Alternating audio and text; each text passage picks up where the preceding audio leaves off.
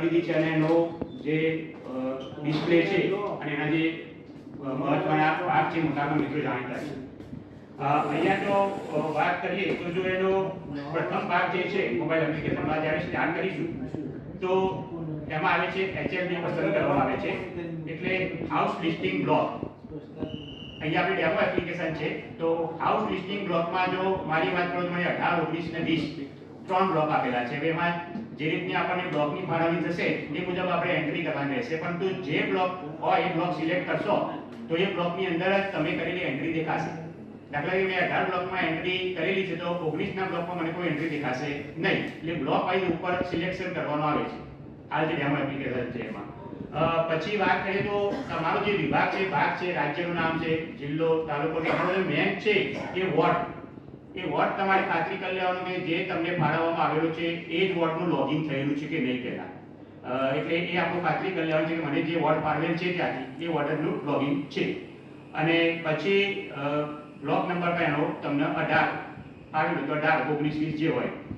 નીચે લેઆઉટ નકશા મુજબ સાહેબે સરસ માહિતી આપી. મકાનોની સંખ્યા અને જનગણના ડેટા સુધારો, પહેલાથી સંબંધિત ડેટામાં સુધારો કરો, સારાંશ જુઓ, સમન્વય અને પૂર્ણ તરીકે ચિહ્નિત કરો. હવે આ જે છે તો અહીંયા આપણે પહેલું તો ઘર યાદી દાખલ કરો તો એની અંદર આપણે નવા કુટુંબની નોંધ કરવા માટે આ પ્રથમ મેનુનો ઉપયોગ કરીશું. ડેટા સુધારો તો જે આપણે ઘર યાદીમાં દાખલ કર્યા છે અને એમાં કે આપણે ડેટા સુધારવા છે તે માટે ડેટા સુધારો કરીશું એટલે તમને અંદર લિસ્ટ જોવા મળશે અને એમાં સિલેક્ટ કરી અને તમે એડિટ કરીને એમાં સુધારી શકશો. પહેલેથી સંબંધિત કરેલા ડેટામાં સુધારો તો આપણે એ કરી દીધું છે, આપણે ડેટા સંબંધિત કરી દીધા છે અને એમાં સુધારો કરવો હોય તો આપણે એમાં જઈને કરી શકીશું.